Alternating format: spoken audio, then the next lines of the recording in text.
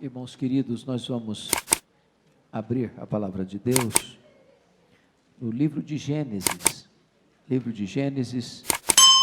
no capítulo 4, e faremos a leitura até o verso 16. Gênesis, primeiro livro da Bíblia, capítulo 4. Gênesis capítulo 4, versos de 1 a 16. Lido o texto, não feche sua Bíblia, eu preciso que você acompanhe comigo a exposição. Coabitou o homem com Eva, sua mulher. Esta concebeu e deu à luz a Caim. Então disse: adquiri um varão com o auxílio do Senhor. Depois deu à luz a Abel, seu irmão. Abel foi pastor de ovelhas e Caim, lavrador. Aconteceu que no fim de uns tempos trouxe Caim do fruto da terra uma oferta ao Senhor. Abel, por sua vez, trouxe das primícias do seu rebanho e da gordura deste. Agradou-se o Senhor de Abel e de sua oferta, ao passo que de Caim e de sua oferta não se agradou. Irou-se, pois, sobremaneira Caim e descaiu-lhe o semblante. Então lhe disse o Senhor: por que andas irado? E por que descaiu o teu semblante?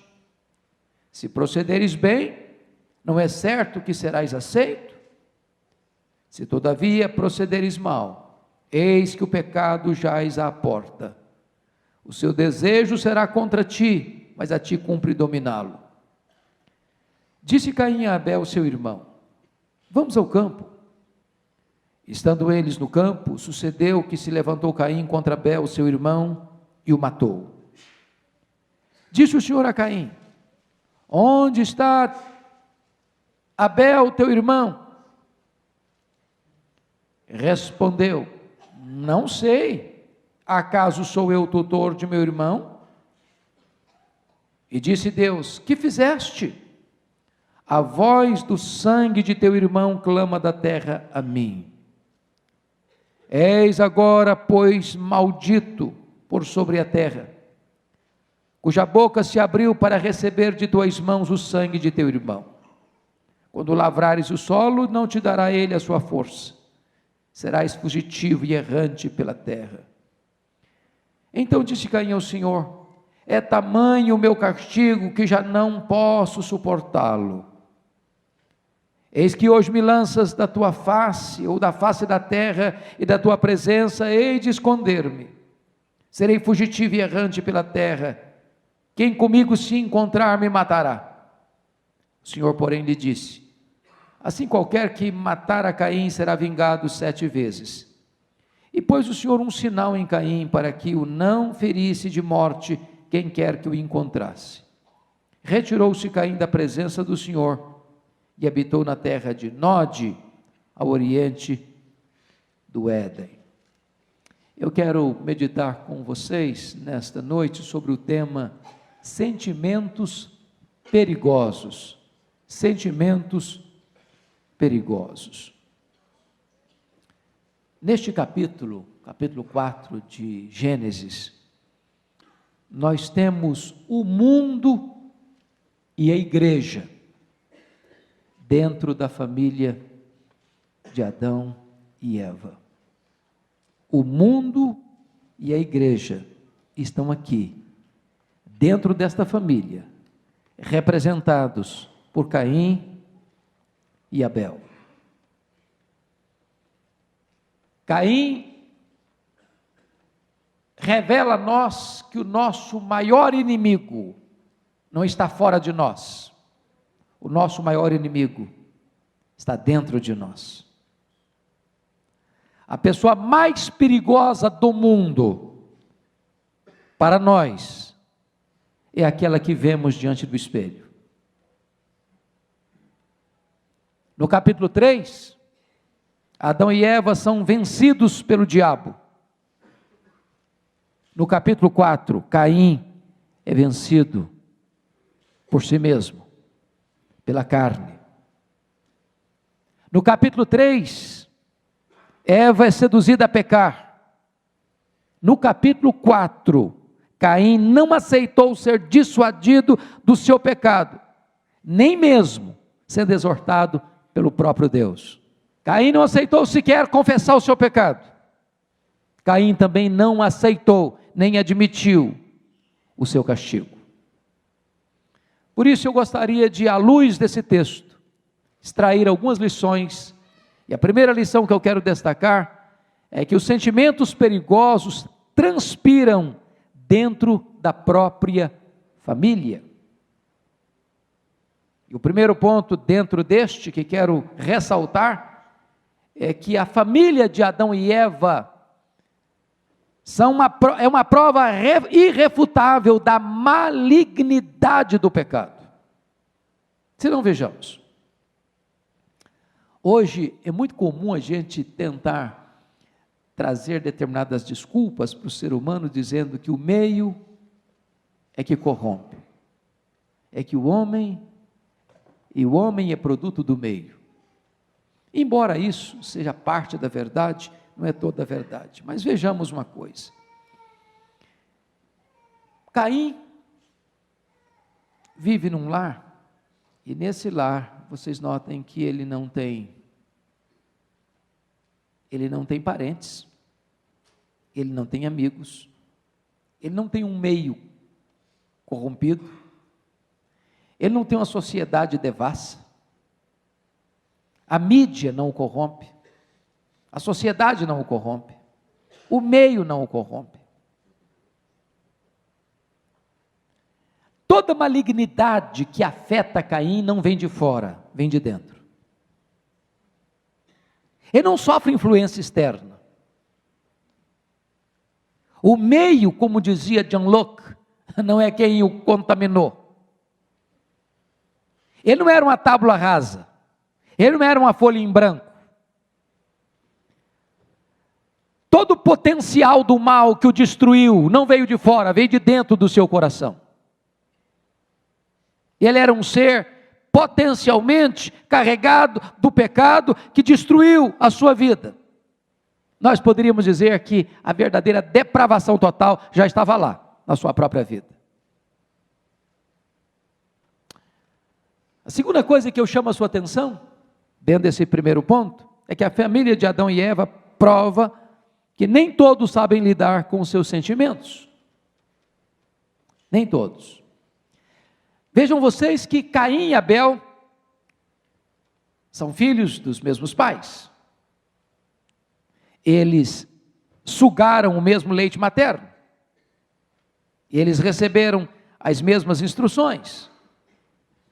Eles foram criados dentro do mesmo padrão de ensino religioso, de culto a Deus, de temor a Deus. Ouviram os mesmos ensinamentos, cresceram no mesmo lar, no mesmo ambiente, ouvindo as mesmas histórias. Mas diz 1 de João, capítulo 3, versículo 12, que Caim era do maligno. E João nos diz que nós não devemos amar como Caim amou, porque ele era do maligno, porque ele demonstra amor aparente quando ele diz para o seu irmão: vamos ao campo. Nós somos amigos, nós somos irmãos, nós estamos juntos. Mas embora houvesse doçura na sua voz, havia dureza no seu coração. Havia um abismo entre o que ele falava e o que ele sentia, entre o que ele propunha e o que ele de fato realizava. Caim era um hipócrita e Abel era um servo de Deus. Enquanto Abel amava a Deus e queria honrar a Deus e adorar a Deus do jeito que Deus estabelecia, Caim amava a si mesmo, queria projeção para si mesmo, buscava apenas satisfazer os seus caprichos. E então você começa a perceber um fato curioso: nesse lar os filhos crescem diferentes, têm vocações diferentes, têm corações diferentes, têm religiões diferentes. A religião de Abel é verdadeira, a religião de Caim é falsa. Tanto é falsa, que quando Judas escreve a sua carta, que tem um único capítulo, lá no versículo 11, falando dos falsos profetas, diz que os falsos profetas seguiram o caminho de Caim, é o caminho da falsa religião, é o caminho das obras, é o caminho da exaltação do homem, é o caminho antropocêntrico, é o caminho em que a vontade do homem prevalece e não a de Deus. Mas notem uma coisa interessante em terceiro lugar. A família de Adão e Eva prova que as batalhas sentimentais mais intensas são travadas dentro de casa e dentro da igreja. Quando Caim nasceu, o nome dele significou possessão. Quando Abel nasceu, o nome dele é sopro, vaidade, passageiro. Ou seja, não adianta dar nomes bonitos nos filhos. Nome bonito não salva ninguém. Se salvasse, Absalão, pai da paz, seria assim um monumento de virtude. E ele foi um conspirador. Portanto, eu destaco aqui alguns pontos importantes. O primeiro é o seguinte: nesse lar havia prática religiosa, é verdade. Diz a Bíblia que Abel adora a Deus, conforme os preceitos de Deus, e que também Caim tenta adorar a Deus da sua própria maneira.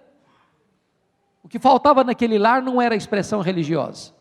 Segundo, neste lar havia mais disputa do que comunhão, porque a Bíblia diz que Caim está mais infeliz com o sucesso espiritual de seu irmão, do que desejoso de aceitar e acertar a sua vida com Deus.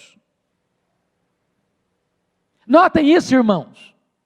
O que aborrece Caim não é o fato de Deus exortá-lo. O que aborrece Caim é o fato de Deus aceitar o seu irmão. Esse é um sentimento terrível. É quando eu me aborreço mais com a vitória do outro do que com a possibilidade de eu acertar. É quando a vitória do outro me entristece mais do que eu poder imitá-lo e também acertar na vida. É quando eu sou o centro do universo e não posso admitir que ninguém faça sombra na minha vida. Há hoje, meus irmãos, muitas famílias em pé de guerra, há muitas crises hoje estabelecidas nos relacionamentos, ainda hoje há muitos irmãos contra irmãos, pais contra filhos, marido contra esposa. Mas notem vocês que nesse lar havia gente mal-humorada.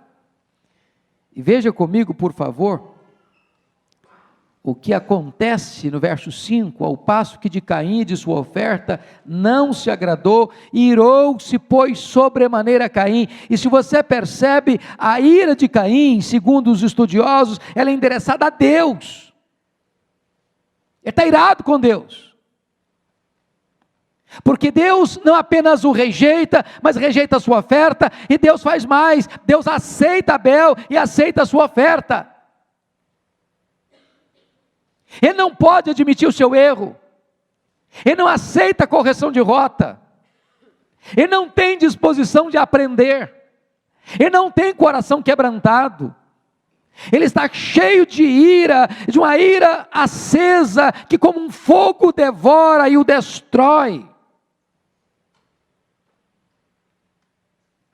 Se você perceber, o semblante dele descai, ou seja, ele perdeu a graça, perdeu o sentido da vida, perdeu a alegria, perdeu o entusiasmo para viver. Mas se você perceber mais, nesse lar havia inveja avassaladora. E sabe, queridos irmãos, a inveja é algo terrível, terrível, porque é diferente do ciúme. Uma pessoa, quando ela está em ciúme, ela quer ser igual a outra, ou ela quer o que é da outra, mas a inveja, ela não se sente feliz com o que a outra tem, ela está infeliz porque a outra tem, ela não quer o que é da outra, ela quer que a outra não tenha. Esse é o problema de Caim. Para o invejoso, qualquer vantagem que o outro tem é injusto, É a história lá do Saul e do Davi, quando as mulheres cantaram em Israel, Saul matou seus milhares, Davi matou seus 10 milhares, isso perturbou a vida dele, isso destruiu a vida dele, porque ele não pode admitir que tem gente que tenha um sucesso maior que o seu. O invejoso quer não o que o outro tem, mas que o outro não tenha. Esse foi o problema do filho mais velho, irmão do pródigo. A infelicidade dele é que um símbolo aconteceu, não para ele, mas para o irmão, que era o bezerro cevado. Bezerro cevado era mais ou menos o seguinte: chegasse uma pessoa que você não gostasse na sua casa, você fazia um omelete, coisa rápida. Mas chegasse uma visita que você gosta muito, você vai lá e assa uma picanha. Agora, se chegasse alguém assim, que era o sonho da vida, alegria, contentamento, felicidade, então você matava o bezerro cevado. O bezerro cevado era um negócio assim, esperado, aguardado, era o dia, era a visita, era a pessoa, era o amigo, era a pessoa querida. Quando o pai mata o bezerro cevado para o irmão mais novo, isso entristece o filho mais velho. Se você perceber, cobiçar é desejar o que o outro tem, mas invejar é desejar a destruição do outro. Caim não queria imitar Abel, Caim queria matar Abel. Deixa eu lhes dar um exemplo histórico. Todos vocês que estão afinados com a história devem se lembrar de agosto de 1990, quando o Iraque invadiu o Kuwait e matou muitos dos cidadãos ricos daquele país. Sob pressão internacional e feroz ataque das forças americanas, Saddam Hussein retirou-se do Kuwait em fevereiro de 1991. Mas antes de retirar-se, ateou fogo aos poços de petróleo dos quais já não podia usufruir, e poluiu as praias que tinha de abandonar. Esse é o sentimento. Já que eu não vou usufruir, eu quero destruir. Já que não é meu, do outro também não vai ser. Você já percebeu os crimes passionais, como é que acontece? Todos os dias, quase nos jornais. Termina um namoro, termina um noivado, termina um casamento, e a pessoa vai lá e mata a outra. Não é minha não, então do outro também não vai ser. É esse sentimento terrível que estava habitando no coração de Caim. O invejoso é um filho do maligno. Ele não pode ter o céu, então ele quer que o outro tenha o inferno. Eu acho que todos vocês conhecem aquela lenda da cobra e do vagalume. Lembram da lenda? A cobra perseguiu o vagalume. O vagalume pulava daqui, saltava de lá e a cobra atrás dele. Lá pelas tantas, o vagalume, cansado de fugir, deu uma parada e perguntou para a cobra assim: eu posso fazer pelo menos algumas perguntas para a senhora? A cobra respondeu: eu não costumo fazer concessão não, mas vamos lá. Primeira pergunta: eu te fiz algum mal? A cobra disse: não, você não fez mal nenhum para mim não. Segunda pergunta: eu faço parte da sua cadeia de alimentação? Não, você não faz parte da minha cadeia de alimentação também não. Terceira pergunta: então por que você quer me destruir? E a cobra respondeu: é porque eu não tolero ver você brilhar. Eu não tolero ver você brilhar. Esta é a atitude de Caim. Esta é a atitude de uma ira invejosa e ciumenta. Segunda coisa que eu chamo a sua atenção no texto: os sentimentos perigosos transpiram até mesmo na adoração. Ô irmãos, isso é terrível. Porque o que você acha de culto? Culto é uma hora assim que a gente está despojado de vaidade, de soberba, de pecado, a gente está assim, coração devoto, não é isso? Não é isso que se espera? Olha como é que o pecado é terrível. Olha como é que o nosso coração é enganoso. Olha como é que o pecado é maligno. O pecado transpira até no momento de culto e adoração. Se não, vejamos, antes de Deus aceitar o nosso culto, Deus precisa aceitar a nossa vida. Culto não é apenas aquilo que nós trazemos nas mãos, culto é aquilo que nós somos, em primeiro lugar. Diz o texto, confira comigo, por gentileza, o que está escrito aí, no versículo de número 4, parte B: agradou-se o Senhor de Abel e de sua oferta, ao passo que de Caim e de sua oferta não se agradou. Não diz o texto que agradou-se o Senhor da oferta de Abel e da sua vida, e desagradou-se o Senhor da oferta de Caim e da sua vida, mas diz o texto que Deus se agradou de Abel e da sua oferta, e que Deus não se agradou de Caim e da sua oferta. Primeiro vem a vida, depois a oferta. Primeiro vem a vida, depois o culto. Não é o performance no templo que Deus olha o coração, Deus olha a intenção, Deus olha a motivação, Deus olha o que está dentro de nós, porque Deus quer verdade no íntimo. Oh, irmãos queridos, quão solene é isso? Agora notem vocês, versículo de número 5: ao passo que de Caim e de sua oferta não se agradou. Embora há tantos debates e tantos comentários e tantas opiniões acerca do que exatamente isso significa, dá-nos a impressão, e parece-nos que a maioria dos comentaristas caminham nessa direção, é que havia duas coisas aqui que Deus não aceita. Primeiro, Deus não aceita a vida de Caim, e Deus não aceita o culto de Caim. Que Deus aceita a vida de Abel, e Deus aceita o culto de Abel. É bem verdade que nós estamos numa fase tão incipiente da história, mas desde o Éden, quando aquele primeiro casal que peca, os nossos primeiros pais, e se cobriram com folhas de figueiras, diz a Bíblia que Deus fez para eles roupas com peles de animais, e ali já estava a primeira prefiguração da expiação, de que um inocente precisava ser morto, e o sangue precisava ser derramado, para que eles pudessem ser vestidos adequadamente, e a Bíblia usa essa linguagem da vestidura própria, que é símbolo da justiça de Deus, e a justiça de Deus é aplicada a nós pelo sangue que foi derramado, o sangue do Cordeiro de Deus. E desta maneira Abel está já entendendo que nós não podemos nos aproximar de Deus a não ser através do sangue, porque sem derramamento de sangue não há remissão de pecados. Mas Caim traz um culto com o fruto da terra, com o fruto do seu trabalho, com o fruto do seu labor, como esforço da sua obra, como um culto centrado no que ele pode produzir com o seu próprio esforço. Por que Deus rejeita Caim? Primeiro, porque a Bíblia diz lá em 1 João 3,12 que ele era do maligno. Segundo, Gênesis 4,5 diz que porque ele estava mal-humorado, ele estava cheio de ira, ele era um homem cheio de inveja.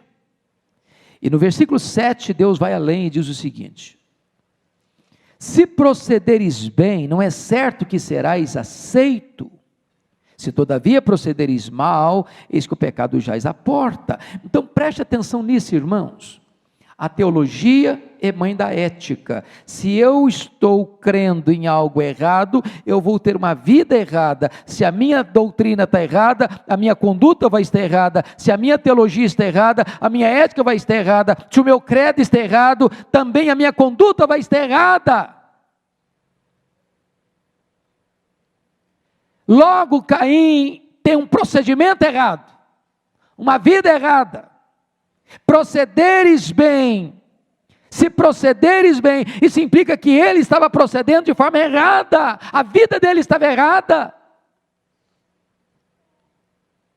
E aqui está um ponto tão importante, irmãos: Deus não está procurando adoração, Deus está procurando adoradores, que o adorem em espírito e em verdade.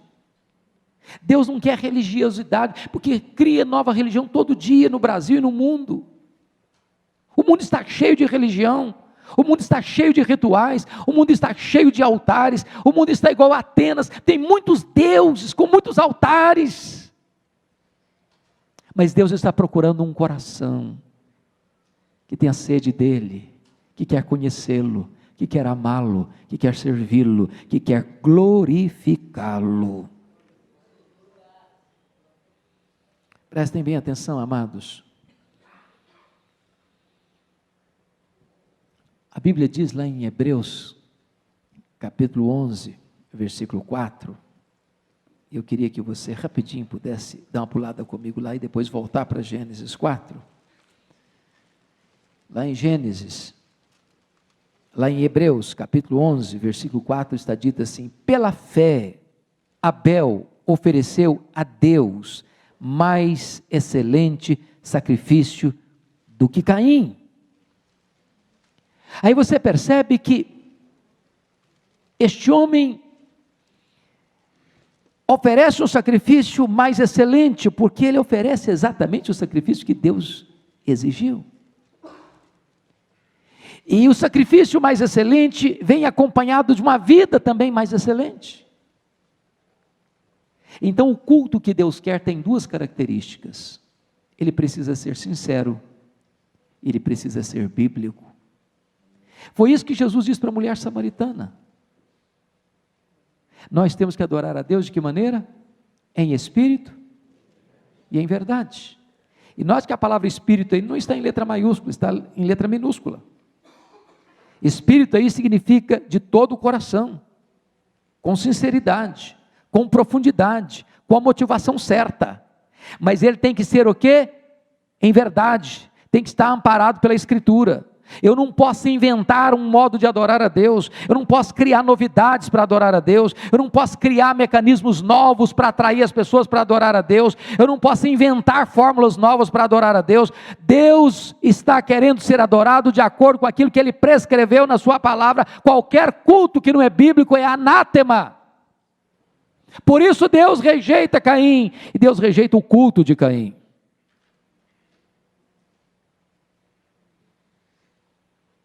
Mas eu quero olhar um terceiro ponto nessa mensagem. Os sentimentos perigosos se agravam quando desprezamos as advertências de Deus.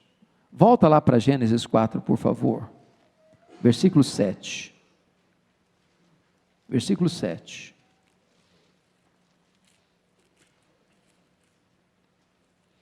Você pode ler o versículo 7 comigo?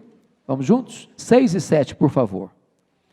Então lhe disse o Senhor: por que andas irado? E por que descaiu o teu semblante? Se procederes bem, não é certo que serás aceito? Se todavia procederes mal, eis que o pecado jaz à porta. O seu desejo será contra ti, mas a ti cumpre dominá-lo. Veja você que Caim é chamado ao arrependimento. Mas Caim, a despeito de ser repreendido, exortado por Deus, ele não se humilha, ele não se quebranta, ele não emenda os seus caminhos, ele não obedece. Agora, irmãos, nós estamos estudando aqui hoje, não é por causa de Caim, é por causa de você, é por causa de mim. Porque Deus também nos avisa, porque Deus também nos adverte, porque Deus também nos alerta, porque Deus também nos exorta, porque Deus também nos corrige, porque Deus também acende o alarme na nossa vida e toca a trombeta. Deus está dizendo para você e para mim: filho, não vá, filho, não faça, filho, não veja, filho, não toque, filho, não se misture, filho, não deseje, filho, se afaste, filho, não se afaste da minha presença. E quantas vezes, meus irmãos, o Caim está em nós, o coração de Caim bate no nosso peito, o sangue de Caim corre nas nossas veias. Quantas vezes nós estamos debaixo da pele de Caim? Quantas vezes nós temos o DNA de Caim? Quantas vezes nós somos Caim?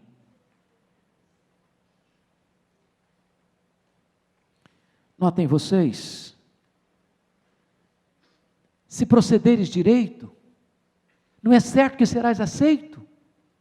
Olha que coisa maravilhosa. Se Deus corrige, é porque Ele ama.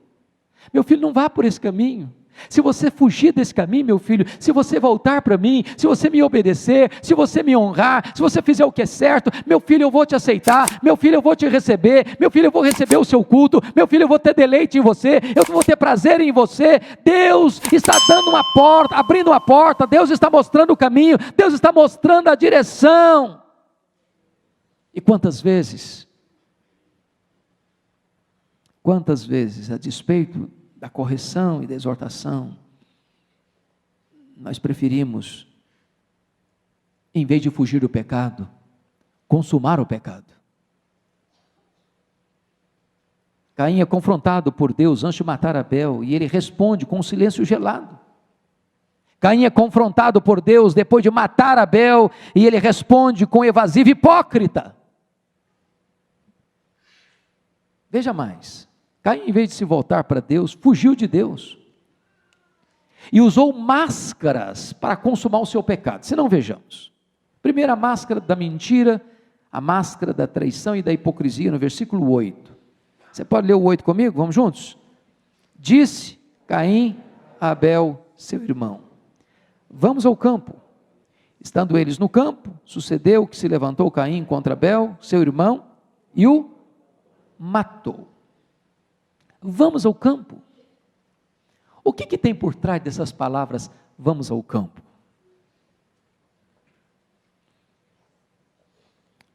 Somos amigos, somos irmãos, somos parceiros, estamos juntos, nós somos da mesma família, corre nas nossas veias mesmo sangue,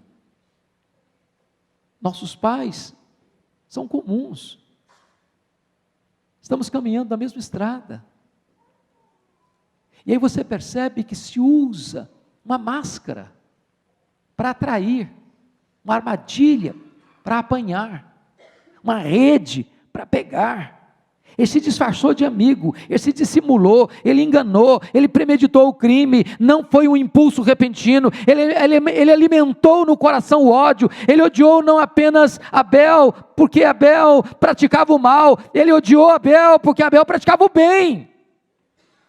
Isso aqui é mais demoníaco, ele era do maligno, porque o que ele está odiando não é o erro, não é o mal, não é o pecado, é a santidade, é o acerto, é a piedade.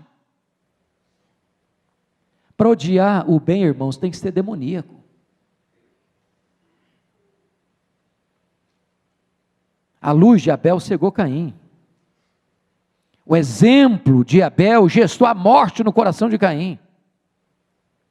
Mas notem mais, queridos irmãos, a máscara da violência. Caim matou Abel sem lhe dar chance de defesa. Foi um ódio consumado, premeditado, executado. Mas foi mais do que isso, a máscara da crueldade. Ele se levantou contra seu irmão, contra o seu próprio sangue, contra a sua própria família.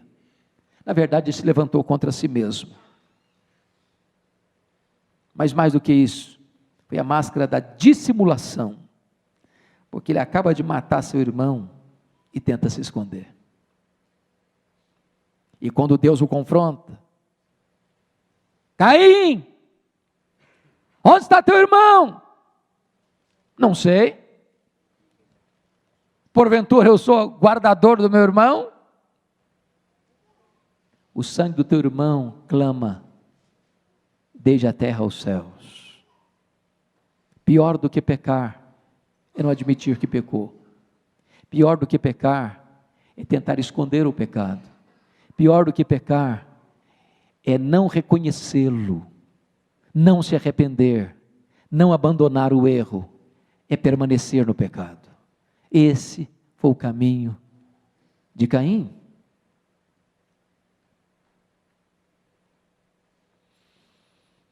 Então Caim tem algumas agravantes no seu pecado. Ele matou seu próprio irmão, a quem devia proteger. Abel era um bom irmão, a quem ele devia imitar. Deus o dissuadiu a não cometer o crime. Mas Caim mascarou-se de amigo e cruelmente matou seu irmão. Por isso, irmãos, eu quero olhar agora o que está aí no versículo 7, para você parar um pouquinho e pensar comigo. Porque nós estamos tratando hoje, não é de Caim, é da nossa vida.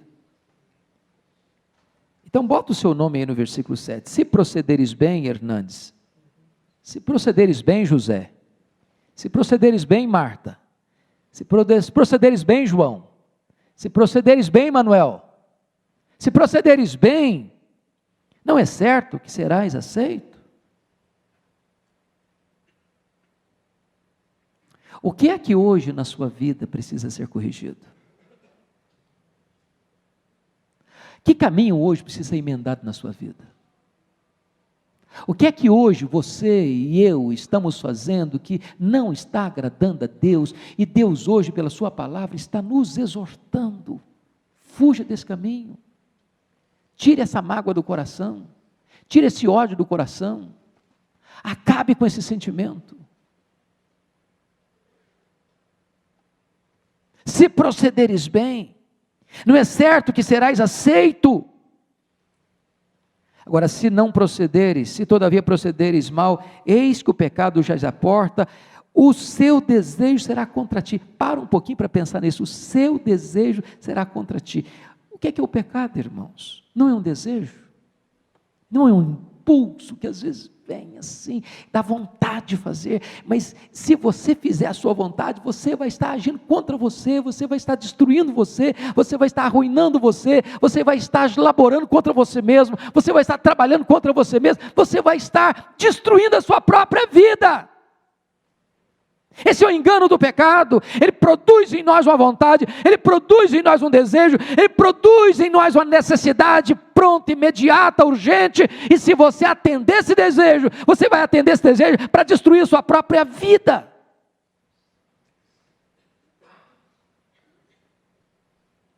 Eu quero concluir. O último ponto dessa mensagem é que os sentimentos perigosos não ficam encobertos e eles podem passar para futuras gerações. Veja comigo, por favor. Finalmente, o que você vai ver aqui são as consequências disso. Primeiro, não há pecado que não fique encoberto aos olhos de Deus. Você pode ler os versos 9 e 10 comigo? Vamos juntos? Disse, todos juntos, por favor. Disse o Senhor a Caim: onde está Abel, teu irmão? Ele respondeu: não sei. Acaso sou eu o tutor do meu irmão? E disse Deus: que fizeste? A voz do sangue de teu irmão clama da terra a mim. Agora preste atenção, irmãos. Deus faz essa pergunta de forma retórica: onde está Abel, teu irmão? Será que Deus não sabia? Claro que sim. Deus não faz essa pergunta para Caim porque precisava de uma informação. Deus faz essa pergunta para Caim para despertar a consciência de Caim. Porque o pecado é tão maligno que às vezes, mesmo depois que nós o cometemos, ainda nós não temos consciência de quão maligno ele é, e nós não temos consciência da necessidade do arrependimento. Que fizeste? E a pergunta é para você hoje: o que você tem feito? O que eu tenho feito? O que nós temos feito? Porque aquilo que nós fazemos e ninguém viu, Deus viu. Aquilo que nós fechamos a porta do quarto para ninguém ver, Deus estava lá. Aquilo que o pai e a mãe não sabem, Deus sabe. Aquilo que a esposa e o marido não sabem, Deus sabe.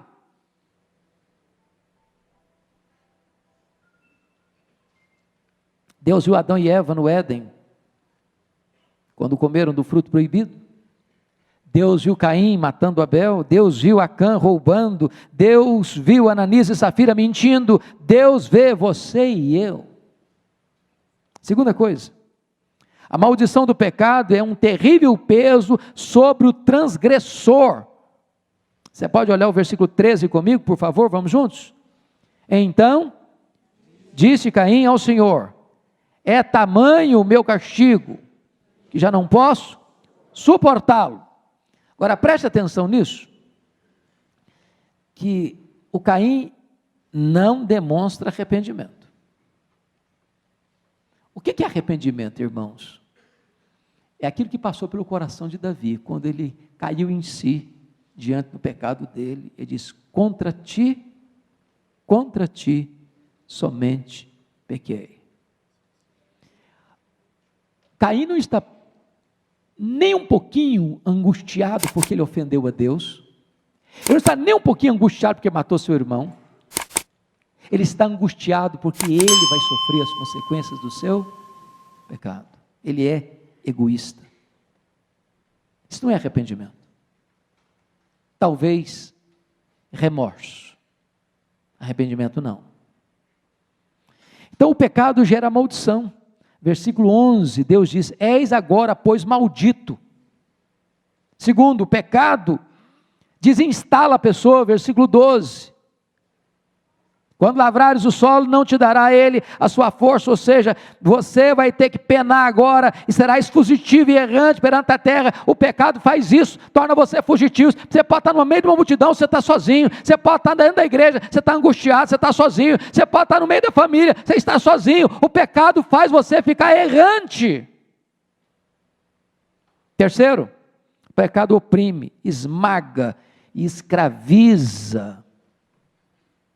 É isso que está no versículo 13, aquela sensação horrível de angústia, de peso, de falta de paz, de alegria, e você pode ter tudo na vida, a sua vida está amarrada, a sua vida está oprimida, a sua vida está esmagada, achatada debaixo de um rolo compressor. Olha outra consequência, a quarta consequência, no versículo 15, a pessoa não consegue ficar livre das suas memórias, das suas reminiscências. Versículo 15 diz que Deus pôs um sinal em Caim. Eu acho que toda hora, eu não sei que sinal era esse, se era uma marca no corpo, se era não sei, a Bíblia não diz, então não vamos cogitar, mas o certo é que tinha uma marca visível, e uma marca que outras pessoas podiam ver. E toda vez que Caim olhava para aquela marca, ele dizia: eu pequei, eu pequei, eu pequei, eu pequei, eu pequei. Oh, irmãos, o pecado é maligníssimo. O pecado é pior que a pobreza, o pecado é pior que a doença, o pecado é pior que a morte, o pecado é pior que o inferno. O pecado nos afasta de Deus agora e pode nos afastar para sempre de Deus.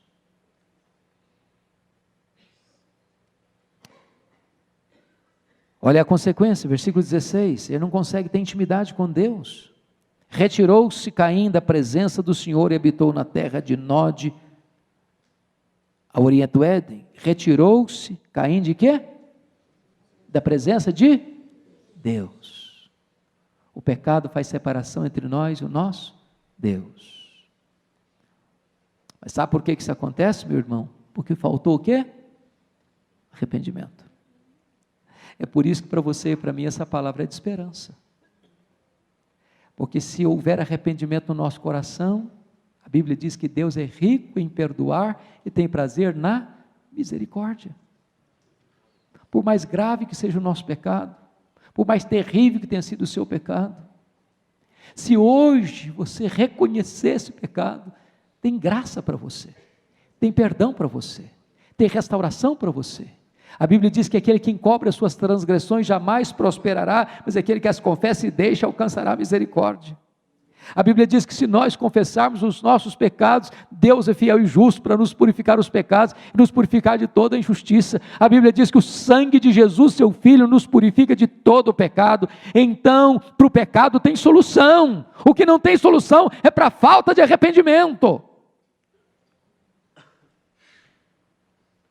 Mas deixa eu concluir com mais um aspecto dramático desse texto. A semente do pecado que você planta hoje, se não houver arrependimento, tornar-se-á amanhã uma lavoura maldita. Olha o que está escrito no verso 23. Se você ler dos versos 17 a 26, você vai ver a genealogia de Caim, a descendência de Caim. E um dos descendentes de Caim, lá no versículo 18, é Lameque. No verso 23, quem é Lameque? Diz o texto, versículo 23, disse Lameque às suas esposas, Ada e Zilá, ouvi-me, vós mulheres de Lameque, escutai o que passo a dizer-vos, matei um homem porque ele me feriu, e um rapaz porque me pisou. Como é que é a descendência de Caim? Um homem que se afasta da presença de Deus sem arrependimento, é uma descendência maldita, é uma descendência que se embrenha no pecado, é um homem que agora, ele não apenas, ele caiu no pecado, mas Lameque exulta no pecado, ele aplaude o seu pecado, ele faz propaganda do seu pecado, ele destrói o sentimento de família, porque a poligamia começa aqui com Lameque, a destruição dos valores da família começa aqui com a descendência de Caim. O projeto de Deus é que o homem tenha uma mulher e a mulher tenha um homem, mas a Bíblia diz que Lameque tinha duas mulheres e ele destrói o valor da família. Ele não só destrói o valor do casamento, mas ele se torna um homem violento, um homem assassino, um homem virulento, um homem que tem ódio no coração, e um homem que não consegue perdoar, um homem que não consegue se relacionar, a não ser para destruir o seu próximo, que ele acha que foi ofendido por ele.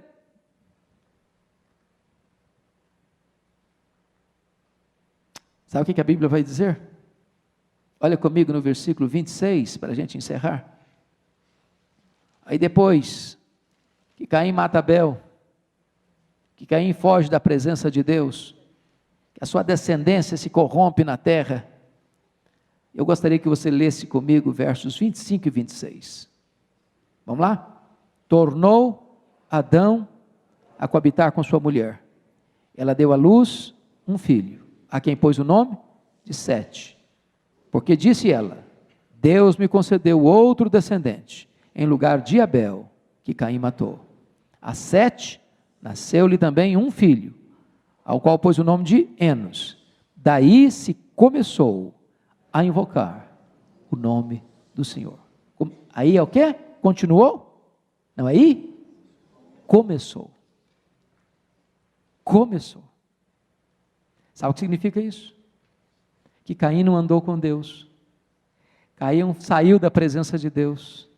A descendência de Caim saiu da presença de Deus, não conheceu a Deus, se desviou de Deus, foi uma geração maldita, que só quando nasceu Sete, se começou a invocar o nome do Senhor.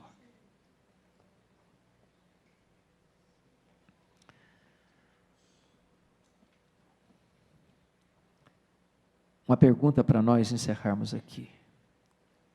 O que nós estamos semeando hoje é o que se vai colher amanhã. Que semeadura nós estamos fazendo hoje na nossa família, na nossa descendência? Como serão nossos filhos? Como serão nossos netos? Como serão nossos bisnetos? Quando Deus olhou para a descendência de Caim, ela se corrompeu. Se corrompeu, se corrompeu, se corrompeu, até que Deus precisou intervir no mundo com juízo. Mas hoje, irmãos, nós podemos tomar um outro caminho, diferente do caminho de Caim. Hoje Deus está nos exortando, hoje Deus está nos alertando, hoje Deus está nos corrigindo, hoje Deus está nos chamando para acertarmos a nossa vida com Ele. Hoje Deus está nos chamando para andarmos com Ele. Hoje Deus está nos dando uma nova chance, uma nova oportunidade de emendarmos os nossos caminhos e acertarmos a nossa vida com Ele. E se nós acertarmos a nossa vida com Deus, Ele está nos prometendo, eu vou aceitar vocês. Eu vou aceitar vocês, eu vou dar uma nova chance a vocês, vou dar uma nova oportunidade a vocês, vocês vão me servir, vocês vão me adorar, eu vou aceitar a vida de vocês, eu vou aceitar o culto de vocês, e eu vou abençoar a descendência de vocês, e eu vou abençoar a geração de vocês. Que Deus nos ajude a ouvirmos a voz de Deus nesta noite. Eu preciso. Eu sei que você também precisa.